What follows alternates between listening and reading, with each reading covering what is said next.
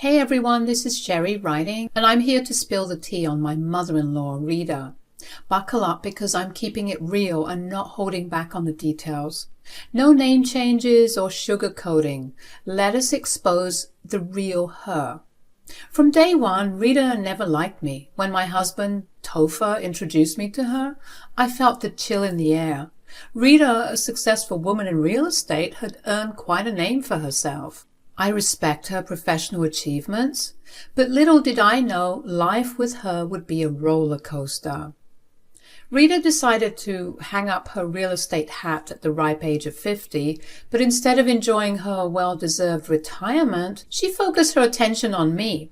Why? Well, let us just say my background was not up to her standards. My parents owned a humble hardware store, and while we were not rolling in cash, we lived comfortably. Mom and Dad provided me with everything I needed, but for Rita, it was not good enough. Topher, on the other hand, had always been my knight in shining armor. We met at a concert, lost in the music, and fell head over heels for each other. Love at first sight? Call it what you want, but he was always a gentleman. After 2 blissful years of dating, he dropped a big question. But little did I know that marrying Topher also meant dealing with the storm called Rita. Rita lived separately from us. Unfortunately, we only had to deal with her during family gatherings.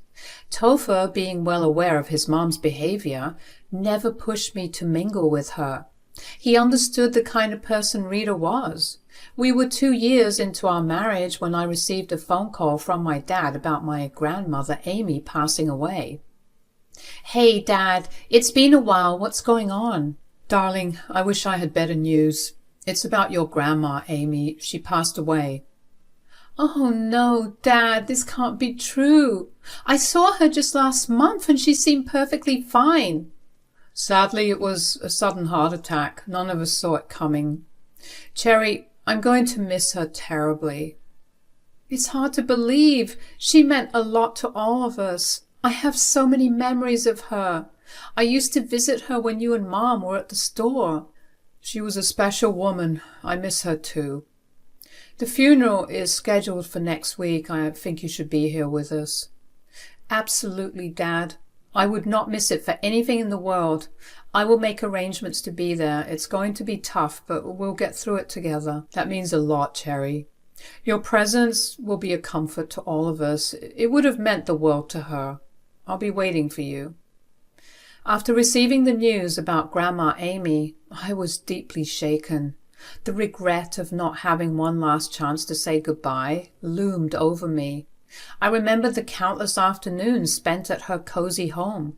She would bake the most delicious cookies and the aroma filled the air.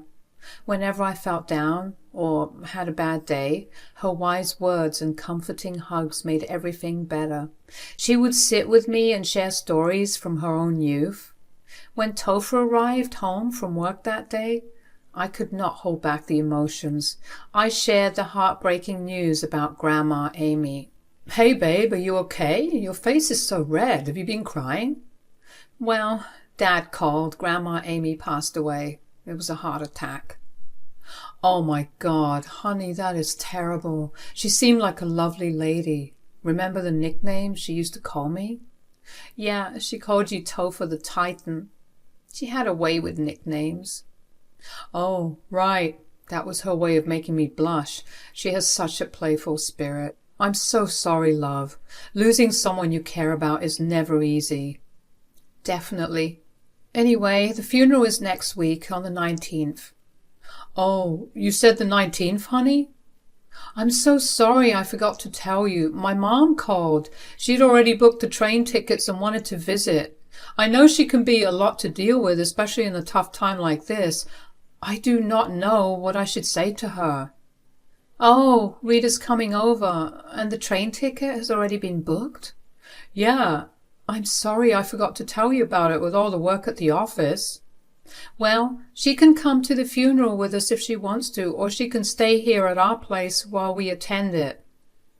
"Are you sure you won't mind her coming?" "No, it's fine. The ticket's already booked, and I know she can be a lot sometimes, but I think I'll be able to get through it." "Yeah, I'll already tell her about how you're dealing with this loss right now, and I'll make sure she does not give you any crap during her stay here. Yeah, that would be good. Anyway, did you eat something? I can make us some dinner. Yeah, that would be great. Let's try to make the best of the situation, and I will handle Mom. You do not need any additional stress right now. Thank you, Topher. I appreciate you always looking out for me. So I made it through the week with Topher's support. Every day after coming home from the office, he would sit with me, patiently listening to my stories about Grandma Amy, trying to ease the pain. He would cook our favorite dinner, a small attempt to bring comfort through shared meals. But most importantly, he would hold me close, providing the strength I needed to face the grief. The day finally came when Rita arrived, and I felt a mix of anxiety and sorrow, unsure of how she would handle the situation. Topher had warned her about my fragile state, but Rita, being Rita, had her own way of doing things. She walked into our home with an air of authority, as if she owned the place. "Oh, Cherry, darling, you've lost so much weight. Your face looks so dull." "Yeah, Topher must have told you about my grandma."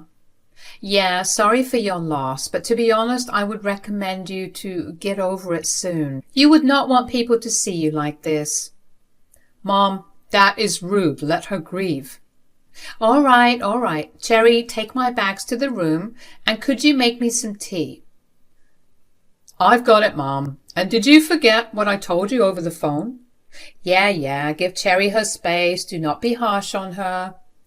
Blah, blah, blah. I'll be staying for a week, by the way, so better get used to it.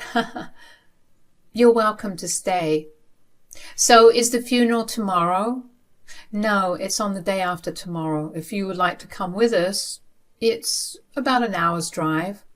No, I'm good. You already know how I feel about your family, Cherry. I mean, no offense or anything, but I do not mingle with such people. I have my books to keep me company here. So the day after next, Topher and I attended Grandma Amy's funeral. It was an emotional and challenging day surrounded by family and cousins. After the whole process, we headed back home. As soon as we pulled up to our house, Topher received an urgent call from work. He asked me to go in and assured me he would be back soon. Entering the house alone, I found Rita on the couch, engrossed in her book, sipping coffee. I greeted her with a simple "hi," but she did not bother responding. Deciding to avoid any unnecessary interaction, I headed straight to my room. After changing out of my sober black dress into more comfortable home clothes, I heard a knock on the door. "Do you mind if I come in?"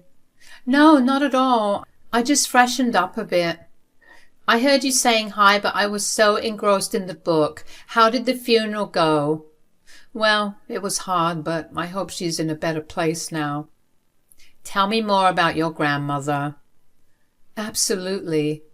Grandma Amy was a remarkable woman. She met my grandpa when she was 17. She dedicated herself to being a loving housewife, finding joy in the simplicity of everyday moments. She was not defined by societal standards of success. Her life was a testament to the power of love and kindness. Grandma Amy had this way of making everything feel warm and comforting. She will live forever in my heart. So, she seems like a decent lady. Did she leave you anything? Well, she gifted me her most precious possession earlier this year on my birthday. Honestly, I'm not too concerned about inheritances, Rita. What possession are you talking about? It's a jewelry box, an expensive one that my grandpa got for her. Can I see it? Of course. I opened my closet and carefully took out the jewelry box from the safe. Wow, these look like diamonds. Are they real? Yeah, they are. The box is diamond-studded. This must have cost a fortune. Why hold it so close to your heart? You can put it on the market and get yourself nice things. It's not about the money. It's the one thing my grandma decided to give me and not anyone else. I respect that. You must have held a special place in her heart. I appreciate that, Rita. I especially needed this chat today. Well, enough with this sentimental stuff. I will go back to reading my book. I did not read too much into the interaction with Rita. I mean, sure, it was unexpected, Rita being all nice and everything, but I thought maybe, just maybe, she did it out of pity, seeing that I had a hard time at the funeral. Anyway, there were 5 more days of Rita at our place, and the storm was starting to brew. The next day was pretty normal. Topher went to work, and I was at home coexisting with Rita. After we had lunch, Rita decided to head to the garage to look for gardening tools. She wanted to change up a few things about the garden, so I didn't stop her. A few minutes later, she came into the living room where I was watching TV. "Oh, Cherry, you will not believe how long it took me to find those gardening tools in the garage. It is a real mess, and those spider webs. My goodness, I found them in some other corners of the house too, and this carpet. It's so untidy too." "Yeah, I know the house has not been in great shape, Rita. It's just challenging to manage everything on my own. I thought about hiring a cleaner, but I never found the right one." "Funny thing, the other day when you were at the funeral, there was this guy offering cleaning services, going door to door. He gave me his number. How about I give it to you later tonight and you can give him a call?" "That is actually a good idea, Rita. Thanks for being unexpectedly helpful. Your visit might be more productive than I thought." "No problem, dear. Despite my tough exterior, I do wish you well." Later that night, while we were having dinner, Rita shared the contact information of the guy named Aaron. "Cherry, here is that number I mentioned earlier." "Oh, thanks, Rita. I'll give him a call and see if he can help with the cleaning." "Honey, you should have told me earlier if you needed help around the house." "I didn't want to bother you with little things." "Babe, there is nothing little about it. We are a team and we should share the load." "Well, thanks, babe, but I have got it handled now, thanks to your mom." I talked to the guy, Aaron, and booked an appointment with him for 11 o'clock the next day. He appeared at the door the next day and seemed decent. He took a quick look around the house. He assured me that it would take him the whole day to clean everything thoroughly. I was fine with it, and Aaron began his work. As Aaron delved into cleaning, I headed to the kitchen to start prepping for lunch. That is when Rita walked in. "The cleaning guy is here today. I thought it would be at a later time."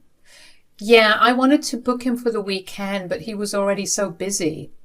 "But I got us these 2 tickets for a movie at 2. I think this is going to take a while, huh?"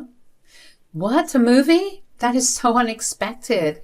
We have never gone one-on-one somewhere, just the 2 of us." "Well, there's always a first time for everything."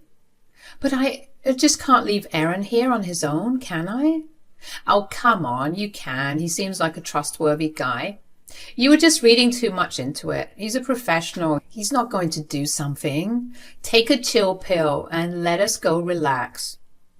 "I'm not sure about this." "Come on, you've been hanging around this house with a gloomy face since I've been here." Okay, let's go to the movies then."